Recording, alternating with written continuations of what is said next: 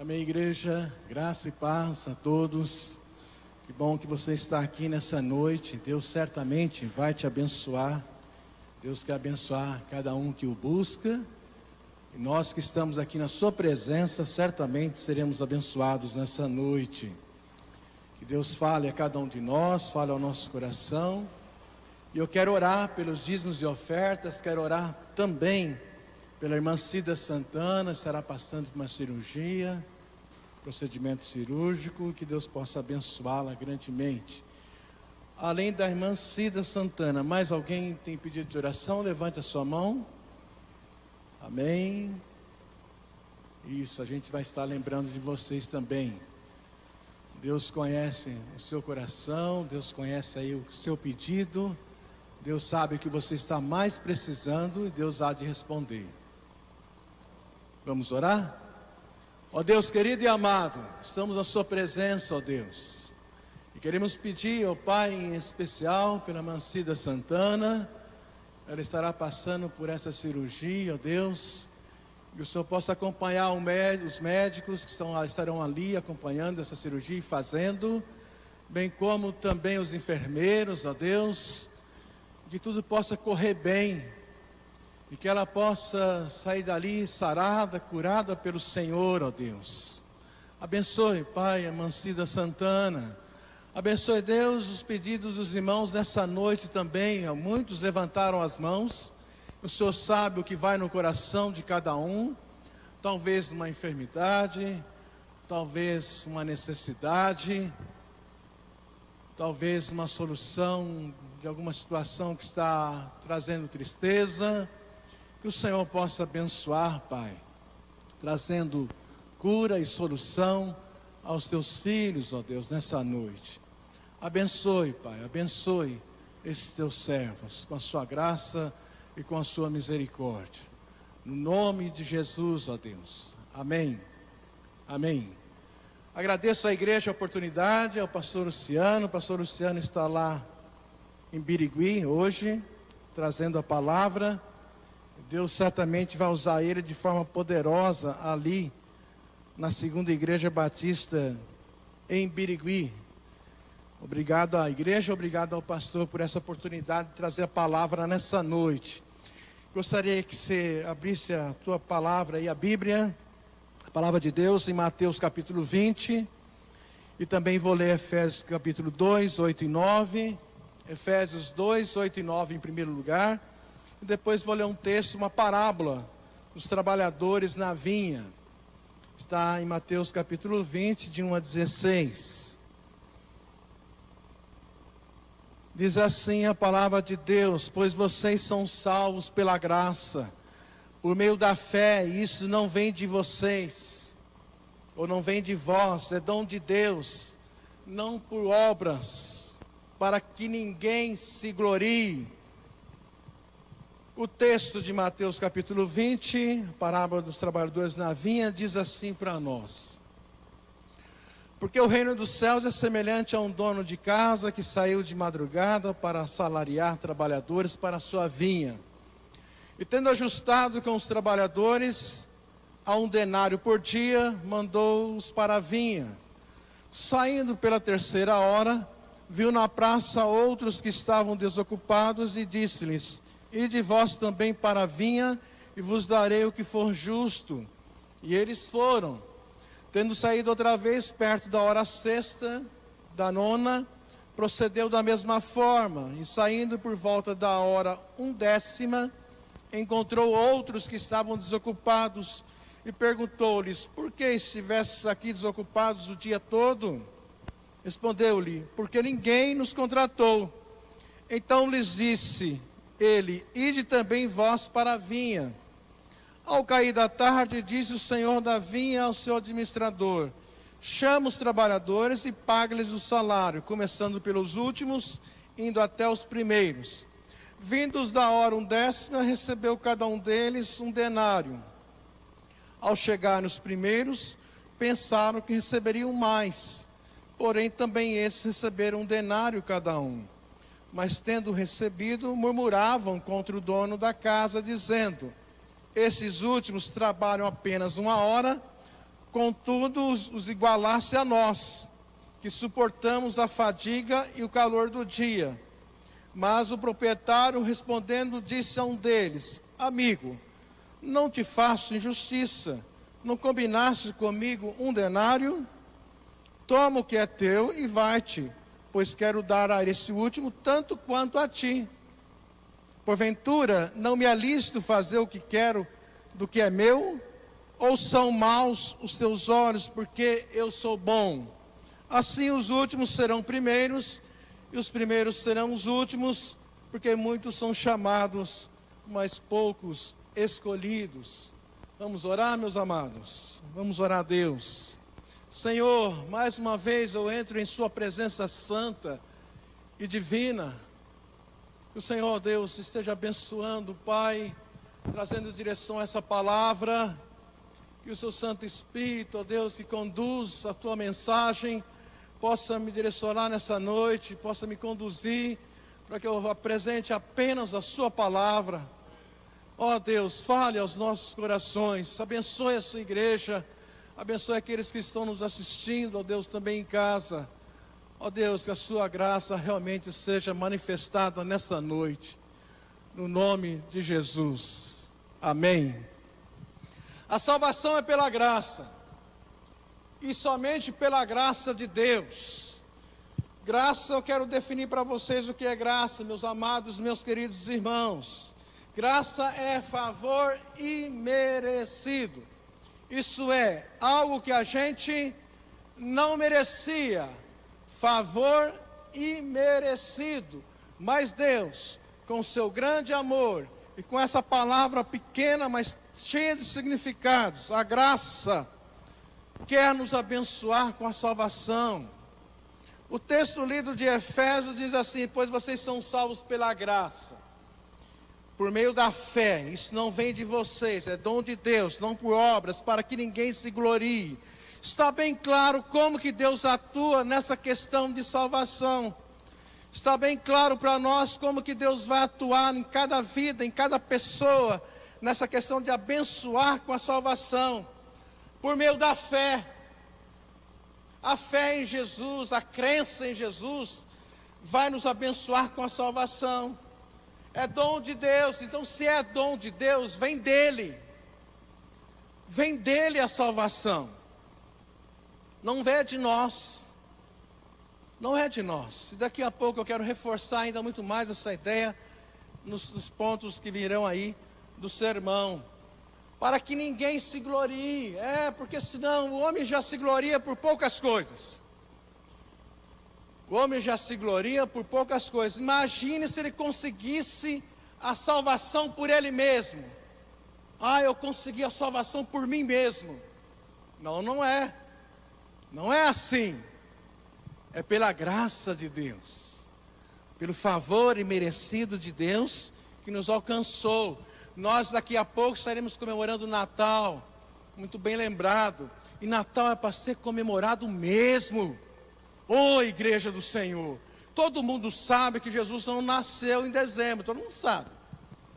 Mas fica alguma coisa, não, eu não vou comemorar porque não é a data que Jesus nasceu. Então comemora em abril. Então em abril você faça o Natal então. Que é mais ou menos em abril que Jesus nasceu. Eu não entendo certas coisas, sabe? É para ser comemorado, é para fazer festa. Eu até brincava, não, falava sério com algumas igrejas onde eu passei. Olha, no Natal a gente precisava, sabe, fazer o quê? Fazer uma festa enorme para Jesus. A gente precisaria soltar fogos para Jesus. Não, não pode. Tadinho dos cachorrinhos, né? Não pode. Mas pode ser aquele bonito, aquele que brilha assim, enorme. Que não faz muito barulho, que não vai doer os ouvidos deles. A gente poderia fazer festa para Jesus no Natal. Porque essa desculpa que ele não nasceu no Natal, aí a gente não faz festa nenhuma para ele. Vamos fazer festa para ele. Porque ele merece. Porque a sua graça nos alcançou. Porque ele veio à terra para nos abençoar. E ele merece toda a nossa homenagem, toda a nossa glória a ele. Não importa o dia.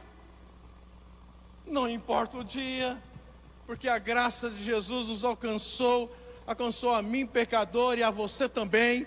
portanto a gente deve adorar, glorificar Jesus Cristo, não importa se ele nasceu no dia 25 de dezembro, o que importa é que ele veio à terra, esteve entre nós, provavelmente nasceu em abril, provavelmente, mas não importa a data, o que importa é a gente lembrar o quanto ele fez por nós, o quanto a sua graça foi derramada sobre nós, e é por isso que ele merece toda a honra e toda a glória e todo o louvor.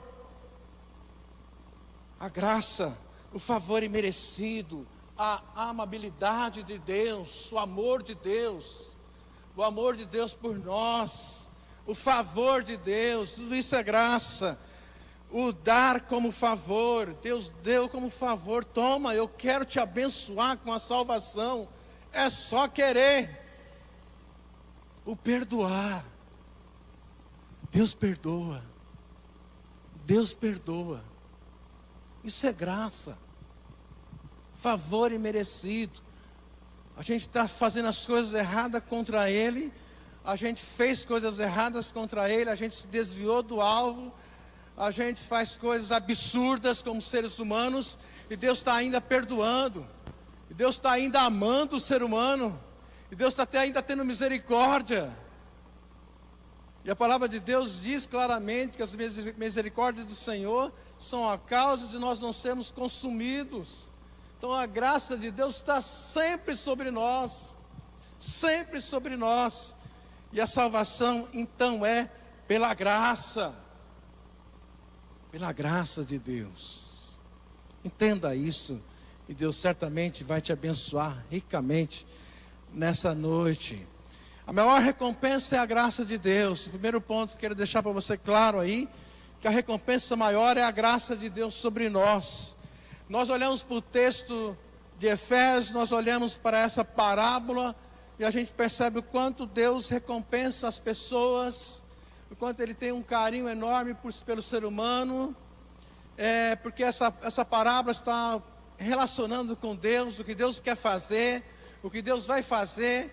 Ele vai pagar igual para todo mundo, vai abençoar todos. Deus vai pagar igualzinho. Claro, a gente sabe também que tem aquela questão dos galardões, sim, tudo bem. Mas todos vão receber a salvação, aqueles que creem em Jesus, todos. Quem quer ter fé em Jesus, todos receberão a salvação. Em 2 Coríntios 12, versículo 9, diz assim: mas ele me disse, minha graça é suficiente para você, pois o meu poder se aperfeiçoa na fraqueza. Portanto, eu me gloriarei ainda mais alegremente em minhas fraquezas, para que o poder de Cristo repouse em mim. Então Paulo traz essa palavra grandiosa do que Jesus fez por ele, do que Deus fez pela vida de Paulo mesmo. A minha graça, Paulo, é suficiente para você. Tá boa, é suficiente, te preenche. Paulo, te preenche, não precisa de mais nada, Paulo. A minha graça é suficiente.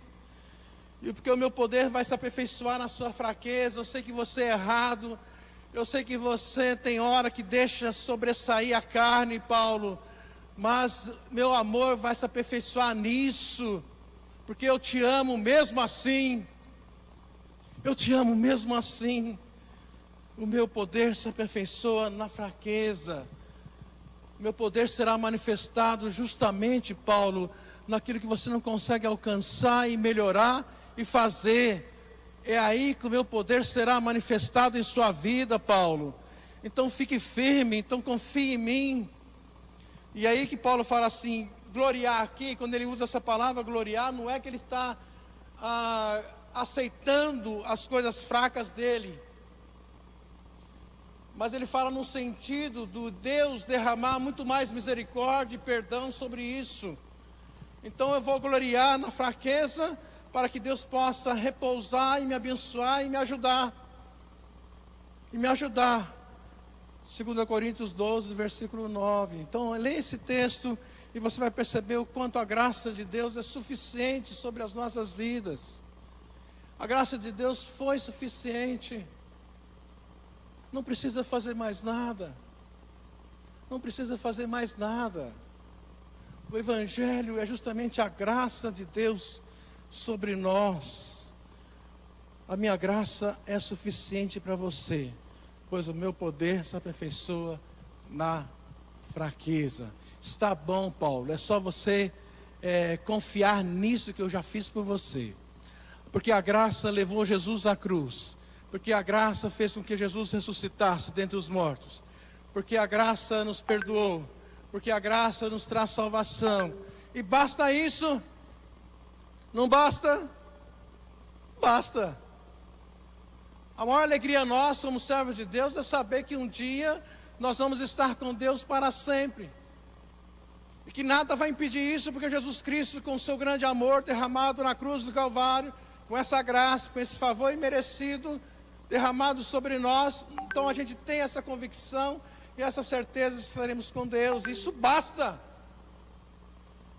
Isso basta. Isso basta. Felizmente as pessoas gostam de procurar o sobrenatural. É bom ver o sobrenatural de Deus? É bom, é muito bom. Não é, Rodrigo? É muito bom. É muito bom. Sabe, ver o sobrenatural de Deus em nossas vidas. Deus fazendo. A gente percebe assim que foi Deus fazendo. Quando o Rodrigo contou toda a experiência do domingo passado aqui, eu comecei a pensar sobre tudo isso. Eu falei, é Deus fazendo. Nossa, é Deus fazendo. Nossa, isso é grandioso. Isso é grandioso, isso é suficiente. A graça de Deus é suficiente sobre nossas vidas, meus irmãos. E se Ele não fizesse, Ele continua sendo Deus. Ele continua sendo Deus, se Ele não fizesse. Se Deus fizer, Ele é Deus. E se Ele não fizer, Ele também continua sendo Deus. Porque Ele sabe o que Ele deve fazer e o que não deve fazer. Na vida de Paulo teve um momento que ele não fez. Paulo orou 3 vezes e Deus não fez. E Paulo teve que falar assim, a minha graça te basta. A minha graça te basta, Senhor. Pronto, e eu estou feliz com isso. E eu estou realizado com isso. Isso que é importante na vida cristã. Você está realizado em qualquer circunstância. Não olha as circunstâncias, não. Já cantava eu e irmão Milton quando a gente era criança. Não olha as circunstâncias, não. Olha o seu amor. Eu não me guio por vista, eu guio por Deus. Eu guio pela palavra de Deus. Não guio por ver as coisas acontecerem. Então a graça de Deus é suficiente. Um segundo ponto interessante, que toda recompensa não é por mérito humano. Principalmente quando falamos de coisas espirituais. O mérito não é nosso. Entenda isso, o mérito não é nosso. É o que diz o texto bíblico. Pois vocês são salvos pela graça, por meio da fé. Isso não vem de vós, é dom de Deus. Não vem das obras. Não adianta você doar 100 cestas básicas, isso não vai te salvar. Não vem das obras para que ninguém se glorie. É bom dar 100 cestas básicas, é muito bom. É muito bom. É excelente. Ontem teve uma ação assim aqui na cidade de Araçatuba. Não sei se você foi levar lá uma cesta básica, ou se foi levar alguma coisa lá na Praça Olímpica. Tomara que você tenha ido, porque vai abençoar uma família que tem necessidade. Mas isso salva? De jeito nenhum. Não salva. Não vem das obras, para que ninguém fale assim, eu conquistei porque eu dei a cesta básica lá. Não vem das obras, para que ninguém se glorie. Deus faz como Ele quer fazer. A parábola mostra isso. Todos receberam. Todos que Deus contratou, todos que vieram a trabalhar na vinha, todos que foram trabalhar na vinha por esse Senhor aqui, foram abençoados com um denário. Um denário corresponde a um dia de trabalho. Um dia de trabalho. Era uma moeda que valia isso, um dia de trabalho. E ele tinha combinado um denário com os trabalhadores aqui. E todos receberam. Todos. Por mérito? Não, daqui a pouco nós vamos ver que não é por mérito. Você vai ver que não é por mérito. Por isso, a meritocracia só serve para empresas ou para atletas, aqueles que vão correr nos estádios. Eles vão fazer um esforço e eles vão ganhar pelo esforço deles. Lá na empresa, se você se esforçar, se você se dedicar, se você obedecer o seu patrão, se você fizer tudo direitinho, já já ele vai lembrar de você e vai te colocar como chefe ali, e você vai receber alguma coisa a mais. E vai receber talvez um salário melhor. Mas na vida cristã, na vida espiritual, não existe assim não. Todos serão abençoados por Deus, como assim diz a palavra ao nosso coração. Meritocracia não serve para o Evangelho. O Evangelho é graça, é favor imerecido de Deus sobre a nossa vida. É um sistema ou um modelo, a meritocracia, na verdade, é um sistema ou modelo de hierarquização e premiação baseado nos méritos pessoais de cada indivíduo. Então, se a pessoa tem mérito, recebe. Se não tem mérito, não recebe. Deus não age assim. O Evangelho não age assim. Deus quer abençoar a todos, sem exceção. Não é por mérito próprio. Ah, eu fiz isso, eu fiz aquilo outro. Eu vou na igreja todo domingo, mas eu não falto nem um dia. E daí? É bom, é excelente. Não estou dizendo que não seja bom, mas isso não salva. É muito bom você vir à igreja todos os cultos, é muito bom, mas isso não salva ninguém. A salvação é pela graça de Jesus sobre nós. Toda recompensa não é por mérito humano nas questões espirituais. Em questões espirituais, o mérito é Jesus Cristo ter ido até a cruz por você e ter derramado o seu sangue por você e por mim. Esse é o mérito. Esse é o mérito. Deus ter pagado a conta. E Deus pagou a conta de forma grandiosa. Com o seu sangue de Jesus Cristo. Algo caríssimo para Deus. Porque Ele entrega o seu único filho para ir na cruz do Calvário por nós. Então Jesus sim, se entrega e derrama a graça dele sobre nós. Olha que coisa extraordinária, nesse terceiro ponto que eu quero lembrar para você, a graça de Jesus sobre nós. Quero reforçar com alguns testemunhos da própria palavra de Deus. Se você olhar para a palavra de Deus, você vai ver claramente a graça de Jesus sobre aqueles que ele teve contato, que ele teve um encontro, que ele conversou, que ele relacionou com as pessoas ali. A gente percebe a graça de Jesus sendo derramada sobre essas pessoas. Uma vez lá estava Jesus numa casa, e a casa encheu de pessoas, lotou de pessoas para ouvir Jesus. A sua palavra era extraordinária. Além de tudo, ele fazia os milagres, e quando se faz milagres, as pessoas vão lá, e vão mesmo. Então Jesus estava lá, a casa cheia, e aí trouxeram um paralítico, mas não tinha como entrar na casa, fechou. O público fechou ali, não tinha como entrar. O que fizeram os 4 homens, colegas do rapaz, abriram algo no teto e desceram ele até o centro, diante de Jesus Cristo. E o que é mais interessante, que Jesus não falou para ele primeiramente assim: olha, seja curado, levanta e anda. Jesus olha bem para ele, para esse paralítico, e Jesus fala assim: filho, perdoado estão os teus pecados. Filho, perdoado estão os teus pecados. Olha a graça de Jesus sendo derramada sobre aquela vida. E é isso que foi mais importante ali. O perdão dos pecados daquele homem foi a coisa mais importante que poderia acontecer na vida dele. Mas aí começaram a questionar. Começaram: nossa, que esse homem está perdoando pecados. Não entende nem o que Jesus fala, né? Esse homem está perdoando pecados. Não conheciam Cristo, não conheciam sua graça, não conheciam o seu amor, ainda não sabiam que Jesus é Deus, e duvidavam da sua palavra. E aí Jesus fala: então, bom, já que vocês estão duvidando da minha palavra, que eu posso perdoar pecados, Aí sim que ele usou a expressão: levanta-te e anda. Mostra que eu sou Deus. Mostra que eu sou Deus. Levanta e anda. E o rapaz levantou e andou. E o rapaz levantou e andou pela graça de Deus. Pela graça de Deus sobre a sua vida. Mas o mais importante que eu vejo nessa palavra é: filho, perdoado estão os seus pecados. Porque aí você pode, mesmo se morrer paralítico, ir para o céu e estar comigo para sempre. O mais importante é o perdão de pecados. E Deus quer derramar a sua graça justamente para perdoar pecados. Deus quer derramar a sua graça para perdoar pecados. Jesus derrama a sua graça sobre um corrupto.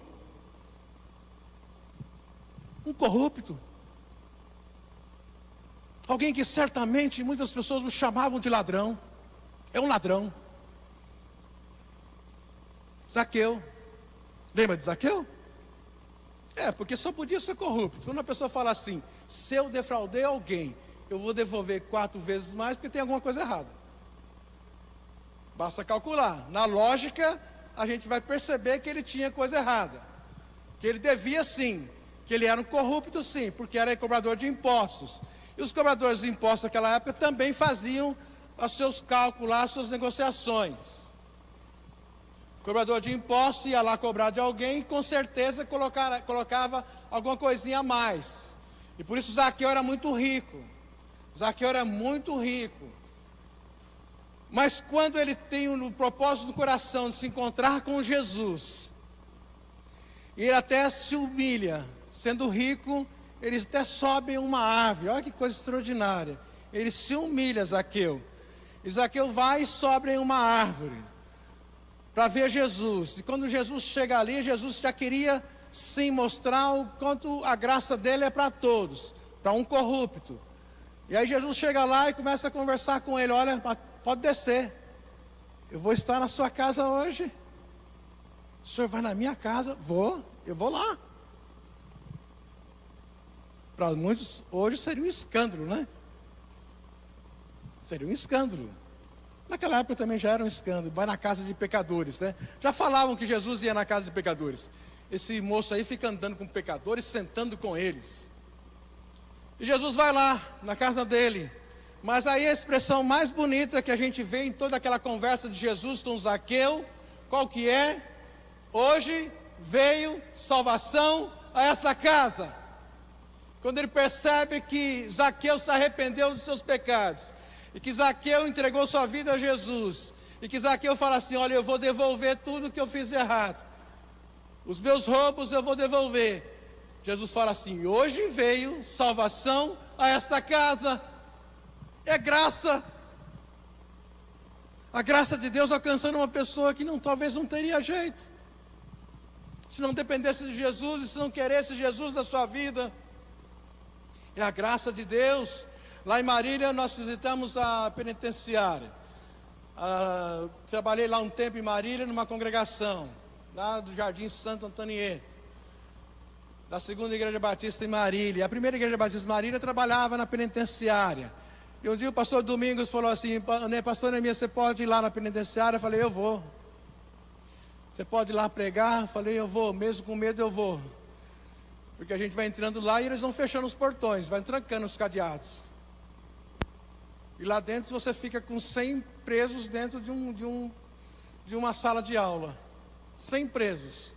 Tem alguns que você passa no corredor que está até fechado, está trancado, ele está com a cara feia dele lá, olhando para a gente. Dá medo ou não dá medo? Ainda bem que aqueles 100 que estavam lá visitando o nosso culto lá, eles cantavam e cantavam bonito para Jesus. Todas as vezes eles pediam um hino para cantar.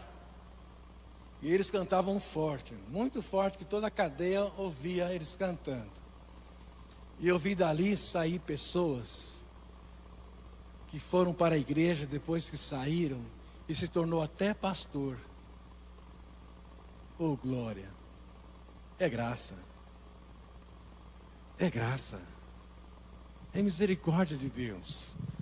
Que é para todos, sem exceção. É a graça de Deus. hoje veio salvação a essa casa, Zaqueu. Que bom que você se arrependeu. Que bom que você tomou um novo rumo na sua vida. Que bom que você aceitou as minhas misericórdias. Que bom que você aceitou o meu favor imerecido. Zaqueu, você não merecia, Zaqueu, mas eu vou te dar a salvação. E Zaqueu assim é abençoado por Deus, e veio salvação naquela casa naquele dia. É graça. É graça. Jesus está lá na cruz. Estão lá junto dele dois malfeitores. Dois malfeitores. Esse chegou às 17 horas. A última hora aqui, desse texto aqui da vinha, é 17 horas. Este aqui, esse ladrão, ele chegou às 17 horas para pedir para Jesus abençoar ele. Porque ele já estava morrendo. Ele fala para Jesus ter misericórdia dele. Para Jesus lembrar dele. Lembra de mim quando entrares no teu reino. Lembra de mim quando entrares no teu reino. E o que Jesus expressa para ele, meus amados? Um ladrão na cruz, pagando pelo seu erro. Olha, hoje mesmo você vai estar comigo no paraíso. Hoje mesmo você vai estar comigo no paraíso. Por isso que eu acredito que após a morte nós vamos estar com Deus talvez. Hoje mesmo estarás comigo no paraíso. É o quê? Graça. Porque esse moço chegou na última hora. Esse moço chegou na hora de morrer. Chegou na última hora. Está vendo porque que não é por mérito? Esse moço merecia. No conceito do mundo aí fora, no conceito do ser humano, não, esse não pode ser salvo não. Que isso? Esse cara roubou, fez coisas absurdas. Agora Jesus vai levar ele para o paraíso? Vai, é só crer. É só crer e aceitar a graça de Jesus sobre as nossas vidas. Hoje mesmo estarás comigo no paraíso. É o quê? É graça. E se não fosse a graça de Deus, não poderia acontecer isso. Foi por mérito? Não foi por mérito. Ele não merecia. Mas também a gente não merece, irmãos. É que nós colocamos um peso maior em alguns pecados. Esse aqui é pesado demais. Esse aqui já está condenado, né? Como lá no Rio de Janeiro, um irmão falou para mim, não pode ser salvo. Pastor Neemias, não pode. Eu falei, pode sim. Pode sim. Pode. Se a pessoa se arrepender dos seus pecados e crer em Jesus, certamente será abençoado por Deus, aquele que receber a graça de Deus sobre a sua vida. E existem os benefícios grandiosos da graça de Deus sobre nós. O quarto ponto que eu quero deixar com você, benefícios da graça de Deus. A primeira e grandiosa é a salvação das nossas almas. A graça não é medida por quanto trabalho foi feito, é graça. Nós vimos na parábola que não é medido pelo tempo que a gente trabalha. O rapaz aqui foi contratar algumas pessoas para trabalhar na vinha. E logo cedinho ele pegou alguns. Olha, quer trabalhar na vinha? Quero. 1 denário, tudo bem? 1 denário, tudo bem. Combinado. Mais tarde, às 9 horas da manhã, ele encontra com mais alguns. E às 9 horas da manhã ele fala assim, você agora, 9 horas, quer trabalhar na vinha? Quer estar lá comigo? Quero. Então vá para a vinha. 1 denário, tudo bem? 1 denário, certinho? 1 denário. Ok, combinado. Mais tarde, ao meio-dia, ele encontra mais algumas pessoas. Ele fala assim, vocês querem trabalhar na vinha? Quero. Então vá trabalhar na vinha. Combinado 1 denário, tudo bem? O dia de trabalho, tudo bem. Então foram trabalhar na vinha. Mas mais tarde, às 17 horas, ele encontra com mais alguns que estão na praça. Não sei se ele não viu antes o que aconteceu. Ele pergunta para ele, por que vocês não foram trabalhar na vinha? Ninguém falou nada, ninguém chamou a gente para trabalhar na vinha. Vocês querem trabalhar? 1 denário, combinado? Combinado. vão trabalhar na vinha. O que Jesus queria mostrar com tudo isso, com essa parábola? Jesus queria mostrar a graça de Deus sobre nós e os benefícios de nós servirmos a Deus. Porque o texto anterior a essa parábola, Pedro fala para Jesus assim: o que nós vamos ganhar por te servir e por te seguir? Vocês, os 12 aí, vão sentar comigo na mesa. Vocês terão esse momento de honra. Viu, Pedro? Pedro, você vai sentar comigo lá no lar celestial, em tronos. Oh, glória! Já pensou que glória para Pedro, para João, para Tiago? Que maravilha vai ser eles poderem sentar com Jesus nos tronos, que vão estar ali diante de Deus, o Pai. Será algo assim, um privilégio enorme, grandioso. Pedro, você vai receber isso, e para quem deixar tudo e me servir, vai receber 100 vezes mais, e a vida eterna. Vai receber 100 vezes mais, e a vida eterna. Viu, Pedro? Bênçãos de servir a Deus, bênçãos de servir a Deus.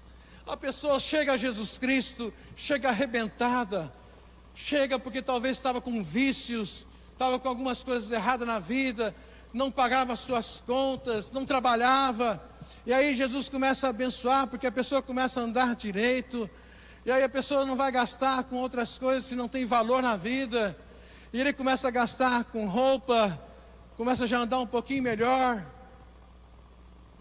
ele começa a se alimentar melhor, o seu rosto melhora, o rosto do crente é muito mais bonito,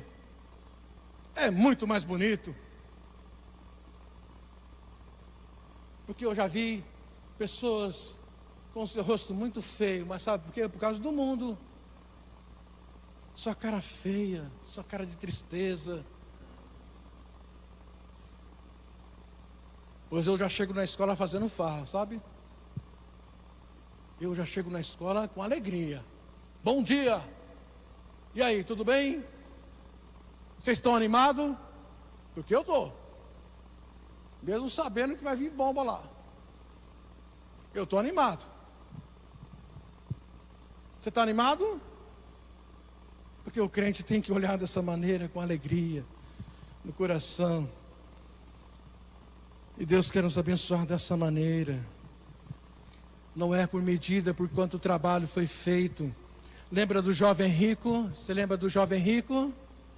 Ele chega diante de Jesus: o que devo fazer para ser salvo? Jesus fala: você cumpre os mandamentos? Cumpre. Eu cumpro esse. Jesus falou: não está bom não. Não está bom não. Não é por mérito, não é por você cumprir mandamentos. Sabe o que você precisa fazer? Como o seu coração está no dinheiro, você vai vender tudo e dar aos pobres. Não é nem para Jesus, dá aos pobres. Vende tudo que você tem, dá aos pobres. E me siga. Aí foi dura a palavra, hein?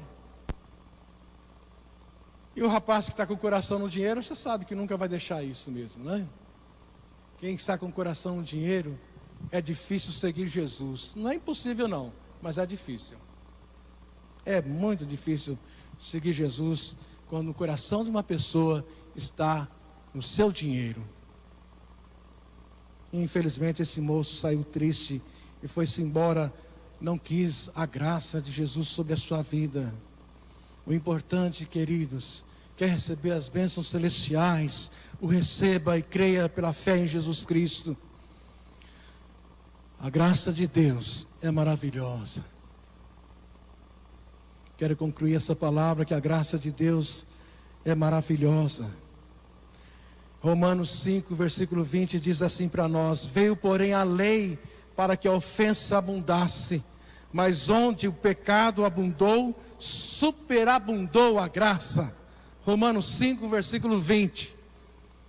Veio porém a lei vem para mostrar o quanto a ofensa abundou, para mostrar o quanto nós somos errados. A lei ajuda a determinar quando falhamos. Por exemplo, a lei do sinal vermelho lá, eu sei que eu não posso passar, mas o que a gente faz de vez em quando? A gente até passa, né? Pois é pecado, é errado. Aí mostra que erramos. Por isso que a lei existe. A lei vem para mostrar a ofensa.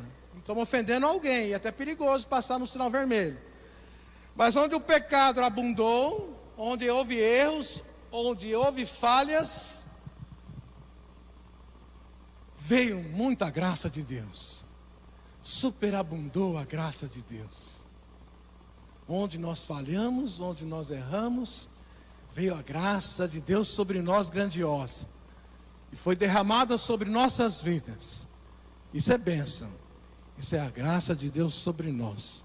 Superabundou a graça, superabundou o favor imerecido. E aí os meninos cantam bonito, daqui a pouco eles vão cantar para nós. Deus, quem tu és e quem sou eu? Quem eu era, porque me amaste tanto assim? Deus, quem tu és e quem sou eu? Quem eu era, porque me amastes tanto assim? A graça, foi graça. Foi a graça de Deus que nos amou dessa maneira tão especial e grandiosa. Portanto, meu querido, você que está aqui nessa noite, se ainda não recebeu essa graça, receba. Fala assim, eu recebo, eu quero ser abençoado por Jesus. Ele quer derramar a sua graça sobre a sua vida. Ele quer trazer salvação à sua alma. Ele quer te abençoar. E qual a vantagem? É a graça de Deus sobre a sua vida.